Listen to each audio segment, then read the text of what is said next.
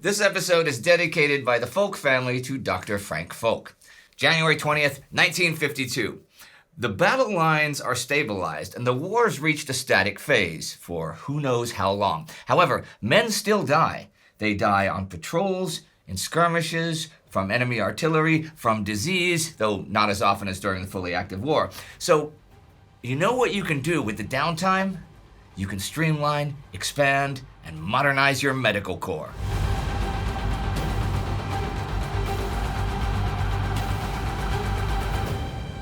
I'm Indy Neidell, and this is the Korean War. Last week, the Panmunjom peace talks continued, and the sticking points continued to be the POW repatriation issue and the rebuilding of airfields issue. The communist side did give a proposal, though, that was closer to what the UN side wants than before, so that's something. Meanwhile, the war continued, with the UN focus continuing to be the destruction of enemy supply lines by air. Still, this January, it seems that both the war and the negotiations are pretty static. In view of the static condition of the negotiations, General Ridgway requested that the JCS approve a final position for the UNC delegation. But all that the JCS could provide was a quasi-final position. On the 15th of January, they authorized Ridgway to agree to an all-for-all exchange, provided that no forceful return of POWs would be required. However, since this position would be taken only as a last resort, and since public pressure might influence the president to modify this stand in the interim, there was in reality nothing conclusive to the JCS instructions. So the UN delegation really kind of needs to convince the other side that voluntary one-for-one repatriation, in other words, a POW can choose which country he wants to be sent to, is not going to be used as an excuse to hold on to most of the prisoners, since the UN holds a lot more POWs than the communists do. There is the suggestion made to Ridgway, that's UN Commander Matt Ridgway, that with Red Cross supervision, the POWs could be polled to see how many actually want to remain in South Korea and which ones want to go back to North Korea or China. Another suggestion made is that maybe they can make a trade-off, like if the communists agree to the UN prisoner proposals, the UN can agree with the communist proposals on the airfield issue. You may remember from the last few episodes, the UN is pretty adamant that under an armistice, North Korean airfields should not be built or rebuilt. And the communists are pretty adamant that they should be allowed to do so. On the 19th, Ridgway responds and says, yeah, maybe they can combine unresolved issues as long as they can be kept to a minimum. He disagrees, however, with the idea of polling the POWs. He thinks that one of the best parts of the UN voluntary repatriation proposal is that the POW says his choice of where he wants to go at the point of exchange in front of representatives from the two sides and neutral observers. However, since the UN has denied that they have any sort of program to influence or coerce the POWs into a decision, doing a poll might convince the other side they're trying to prejudice the prisoner's choice ahead of time, and they might thus refuse to accept the poll's results. As for the Red Cross, the communist side already thinks of them as a UN tool and not a true neutral observer. So using them to supervise would further inflame suspicions. Ridgway also says he doesn't think the other side genuinely cares about the number of prisoners returned to them. Well, what he actually says word for word is, it is the principle which is anathema to them, since the question of the individual versus the state is the essential difference between democracy and communism. There's a bit more to this here. The JCS warned that, in the face of pressures which could develop if loss of some 3,000 UN prisoners were balanced against the welfare of an indefinite number of communist prisoners in our hands, further changes in bargaining strategy might be necessary. Ridgway could read between the lines. The Truman administration were so anxious to be out of the war that continued communist intransigence would cause step-by-step abandonment of America's negotiating goals. Ridgway literally begged for less publicity about the negotiations. Each time the communists read in the press about discussions at high policy levels in Washington, they invariably waited for further concessions. Ridgway wanted to stop the authoritative speculation stemming from Washington. Ridgway also doesn't see eye to eye with the Joint Chiefs of Staff about things. I mentioned last week at the very end of the episode that he wrote to them concerning the plan to release a UN declaration upon signing an armistice, that should the other side break the armistice, the UN would retaliate with actions not just in Korea, but also a wider war against communist China. Ridgway wrote, he doesn't see how they could carry out such a retribution strike, not without fully accepting they'd have to use atomic weapons and precipitate World War III. He wrote them the 7th, and on the 10th they sent him an even weaker version of the joint US-UK declaration that was to be the basis of the UN one, right? This one now said the consequences of breaking the armistice would be so grave that in all probability it would not be possible to confine hostilities within the frontiers of Korea. Is that really much of a threat to the Chinese? Ridgway also says fairly adamantly that with presently available resources, this command would be incapable of posing a threat to communist China sufficient to deter it from renewed aggression.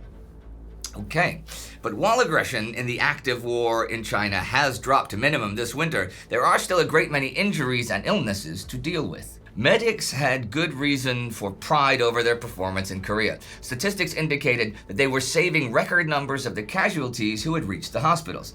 I quoted that book because I wanted to mention it. It is quite good and goes through the developments in medicine, medical treatment, prevention, evacuation, inoculation over the course of the war. Evacuation is now fairly often performed by helicopter, and those flying machines have become invaluable for moving the seriously wounded. There are limitations. For example, US 45th Division surgeon recommends incorporating choppers directly into the division's medical battalion. And the Corps surgeons, well, they're all for it. But they just don't have enough helicopters to carry it out. So most evacuations are still made in land vehicles. But there's this.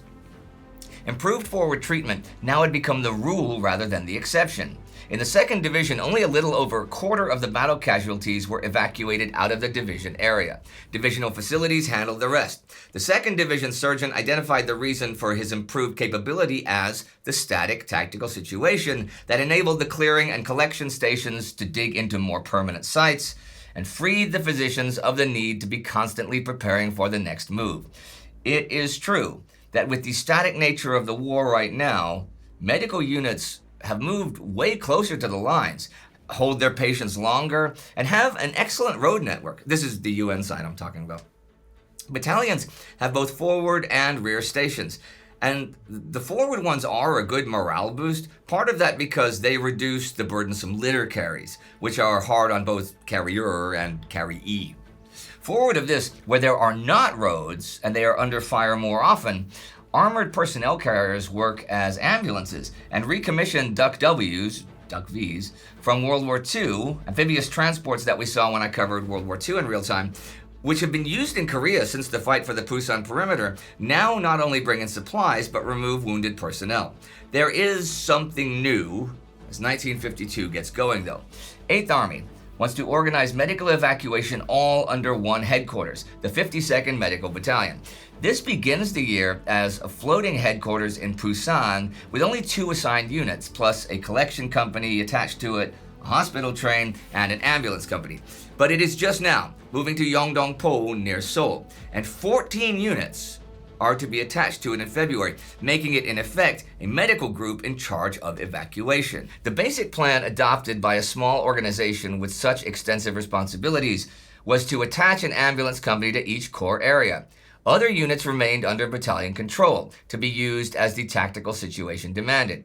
The 52nd Medical Battalion's ambulance companies evacuated from division clearing stations to the MASHs, Mobile Army Surgical Hospitals, from the MASHs to the battalion clearing companies, and hence to railheads where battalion trains took them on, or to air evacuation points. The hospital trains carried the wounded south to Daegu or Busan, where much of the battalion's attached ambulances carried them either to hospital ships in Busan Harbor or to an airstrip for transport to Japan. The system is really streamlining. There are also medical advances. Forward area innovations have done wonders in arterial repair, for example. In World War II, about half of arterial wounds in extremities resulted in amputations. This number has dropped to a quarter or less by now. The wounds deteriorate partly because of the time elapsed between wound and repair, and the helicopter has cut the average time between the two pretty drastically.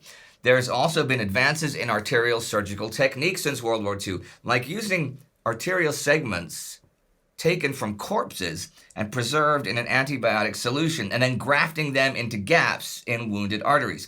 So a lot of limbs that would have resulted in gangrene a few years ago are now saved. They now also have insulated footwear and insulated casualty bags for the wounded. 6,000 pairs of the Mickey Mouse boots have been distributed to each division over the past 3 months. There have been experiments with lightweight body armor, and they were such a hit with both officers and enlisted men that in March, each division will receive several hundred sets to give out to men on patrol. Of the practical effectiveness of the armor, there was no doubt. Armor cut the number of chest and upper abdominal wounds by 60 to 70%. And reduced the severity of a quarter of those that did occur. There's something else related to medical care to mention. I've said before, the UN forces have occupied a bunch of islands off the west coast of North Korea. The most important of these, for a couple of reasons, is Cho-Do. First of all, this dominates the estuary leading to Chinampo, which is the port of Pyongyang, the North Korean capital. Cho-Do has a garrison of 4,000, and it is the main air-sea rescue center for the UN forces, and several helicopters are based here. Their role was the recovery of Allied air crews shot down on bombing raids against North Korea or in the increasingly fierce fighter battles as the Chinese acquire more Russian-built MiG-15 aircraft. Also on Cho-Do were the fighter control and early warning radars, which compensated for the U.S. Air Force's numerical deficiency in fighter aircraft. And here I will leave you for the week. With Ridgway not seeing eye to eye with Washington, not seeing eye to eye with the Joint Chiefs, clearly feeling their plans are both unrealistic at best and conceding to the enemy at worst, and the UN Medical Corps taking advantage of the static nature of the war just now to use technology and medical advances to literally preserve life and limb. Amazing, that bit with using arterial grafts from corpses to save the arms and legs of living soldiers. If you told me that that was a thing 15 years ago, I would have said it sounds like pure science fiction, like one of those dark, back from the dead monster radio shows they used to have. But it is now reality and a welcome part of reality. Speaking of sci-fi, did you guys see the first chapter of the new Commander Cody serial, Radar Men from the Moon? It hit the cinemas last week. I'm getting sidetracked. Getting back to medicine, I want to take a few minutes to talk about one medical man in particular, because as I said at the beginning, this episode is dedicated to the memory of Dr. Frank Folk. Frank was born in Chicago, Illinois, December 15, 1925, to Frank and Anna Folk. At the age of 17, he was inducted into the U.S. Navy's V-12 program, designed to produce promising officers for the Navy and the Marine Corps, while he also continued his studies at Northwestern University near Chicago. From there, he enrolled into the University of Illinois Medical School, graduating June 1949 and marrying the love of his life, Lonnie, the following day.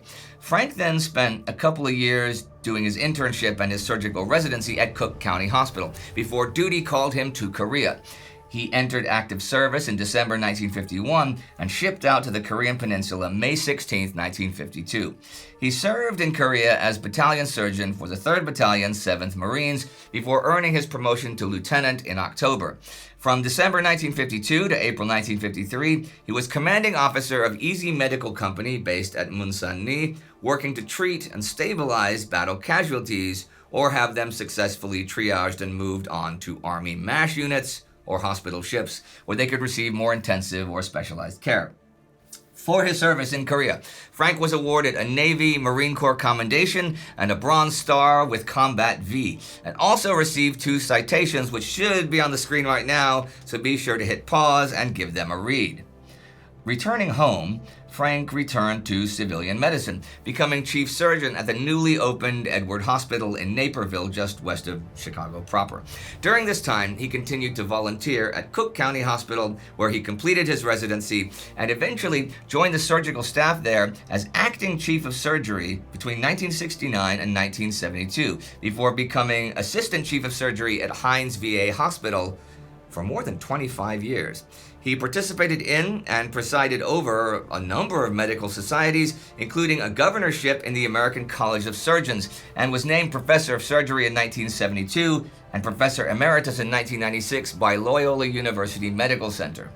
On January 30th, 2021, after a long and remarkable life, Dr. Frank Folk passed peacefully at his home in Naperville at the age of 95. His contributions to medicine, both in the field and back in the States, gave many people in need of care the best chance of recovery possible, and no doubt saved many, many lives. I want to thank the Folk family and Frank's grandson Stephen for sponsoring this episode and giving us the pleasure of bringing Frank's story to our series.